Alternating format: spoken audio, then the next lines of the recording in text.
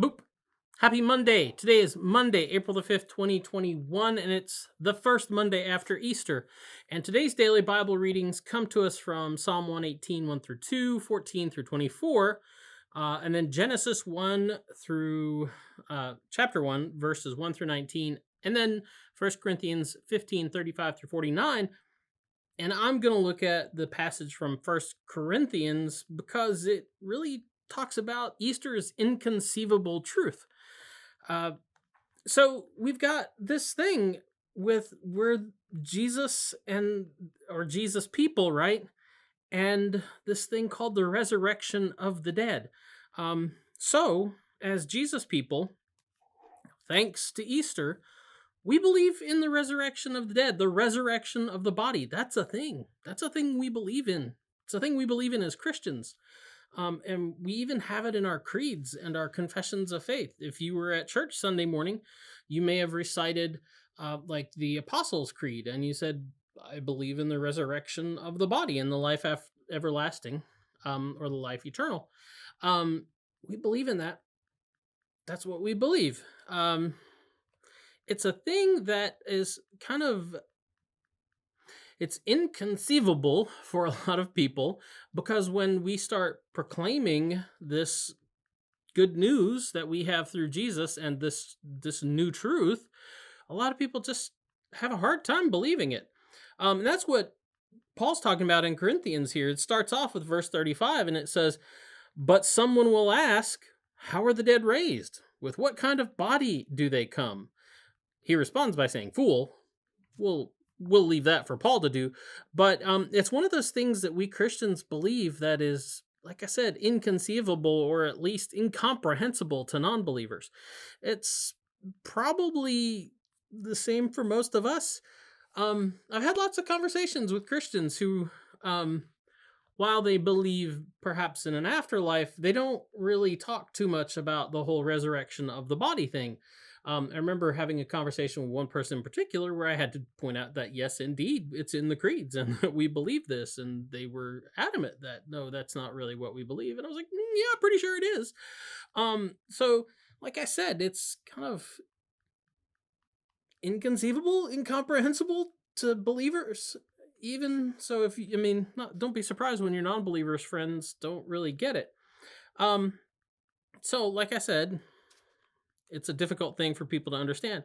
The response is probably, because that doesn't make sense. That don't make no sense. It doesn't, and that's true.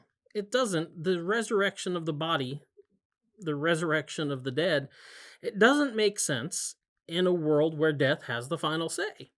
And that's the world that without Christ we live in. That's the way things operate. Death has the final say. But we're living under new rules. Thanks to Easter, thanks to the work of Christ on the cross and his death and resurrection, we're living under new rules. Those of us who are, like I said, Jesus people, who follow Jesus and are following Jesus on the way, we live under new rules. Death and the grave, dust and decay, they have no final say because Jesus. So questions, and this is maybe where Paul's getting at, saying, oh, it's a foolish question, because if these questions of like, well, how do you bring back a body? How do you, somebody who's been dead, or somebody who's been dead for how do you bring that back together? And the answer is, well, Jesus. Jesus was dead and buried.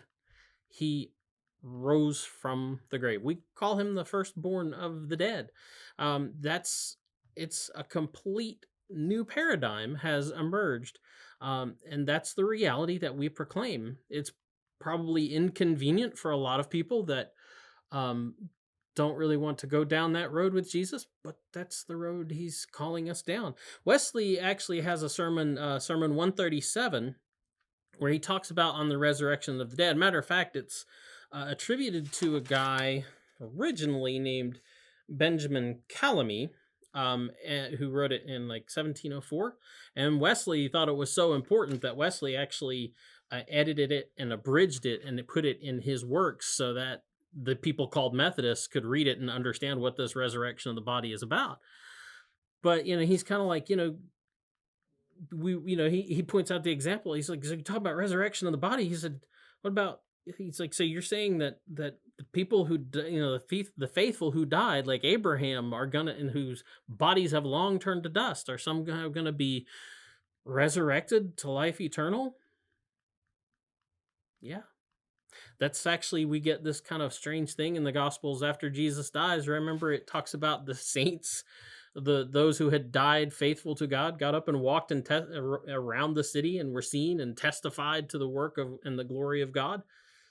Yeah, it's a thing. That's a thing we believe. Inconceivable, ain't it? But it's pretty awesome. It's something that we hold on to. It is the hope. And it's the hope that led a lot of people to stand for their faith in the face of worldly powers who threatened them with death.